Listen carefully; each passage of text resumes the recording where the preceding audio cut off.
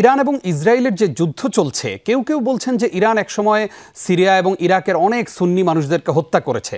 আর ইরানের আকিদার সাথে আমাদের ধর্মবিশ্বাসের একটা বিশাল তফাত রয়েছে। সেই কারণে আপনার কাছে আমাদের জানতে চাওয়া হলো, ইরান ইসরায়েল যুদ্ধে আমরা কাদেরকে সাপোর্ট করব?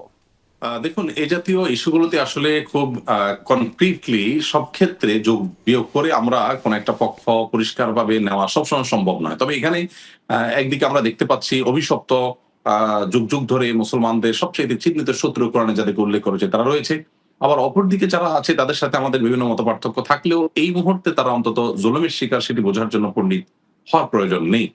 একজন মুসলিম সবসময় কারোর সাথে ভিন্ন মত থাকলে ভিন্ন মতটা আপন জায়গায় ঠিকই থাকবে, এবং তাদের কোনো অন্যায় থাকলে সেটার বিরুদ্ধেও তারা কথা বলবে। এবং আমি তো মনে করি যে ইরান এখান থেকে শিক্ষা গ্রহণ করবে যে তারা একসময় মধ্যপ্রাচ্যের বিভিন্ন জায়গায় যে সমস্ত সুন্নিদের প্রতি নির্মম নির্যাতন করেছে, মসজিদ ভেঙেছে, মানুষ হত্যা করেছে, বোমা মেরেছে, তো সেই সুন্নিরা এখন সারা বিশ্ব জুড়েই ইরানের প্রতি সহমর্মিতা কিন্তু তারা এখন দেখাচ্ছে।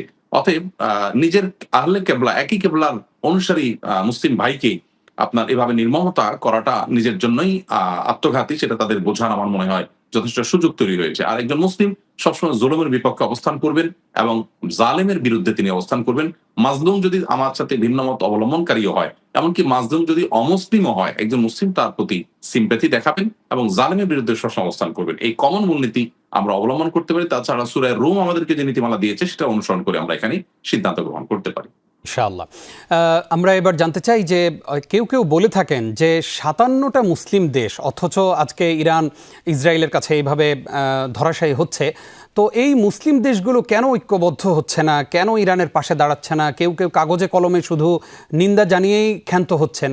এই যে আমাদের মধ্যে বিভেদের দেয়াল তৈরি হয়েছে, এই জায়গা থেকে আমাদের আসলে উত্তরণের সময়টা কবে তৈরি হবে?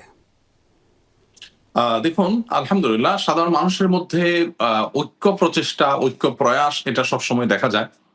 প্রয়োজন হলো শুধুমাত্র শাসকবর্গ যারা আছে তারা সাধারণ মানুষকে যেন ধারণ করে সেটা, এবং সাধারণ মানুষের উচিত হলো তাদের যার যার শাসকদের কাছ থেকে এটা আদায় করে নেওয়া। তারা যেন জনগণের পালস বুঝে জনগণের চাহিদাকে তারা পূরণ করেন। আমরা নানা মুখরোচক নামে পৃথিবীতে শাসন চলতে দেখি, কিন্তু সেখানে জনগণের প্রকৃত ইচ্ছার প্রতিফলন খুব কমই ঘটতে দেখা যায়। পৃথিবীর বেশিরভাগ দেশে কিন্তু এটি হয়ে থাকে, যার কারণে নেতাদের ঐক্যবদ্ধ হতে আমরা খুব একটা দেখি না, যদিও অনুসারীরা বা সাধারণ মানুষের মধ্যে এই জিনিসটা আছে।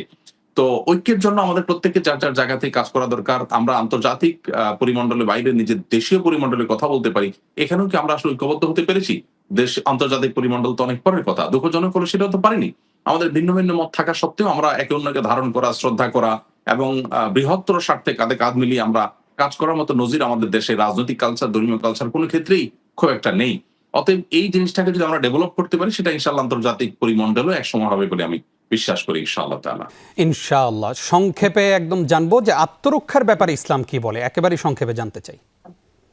একজন মুসলিম তিনি আত্মরক্ষার জন্য সর্বাত্মক চেষ্টা করবেন। আল্লাহ তাআলা বলেছেন, ওয়াইদু লাহুম মাসতাতা'উ মিন কুওয়াহ, তোমরা তোমাদের শক্তি সামর্থ্য সংগ্রহ করে সঞ্চয় করে প্রস্তুতি গ্রহণ করো। অতএব আত্মরক্ষা করাটা জরুরি বিষয়। কোন কোন ক্ষেত্রে এটি ফরজে আইনের পর্যায়ে চলে যায়।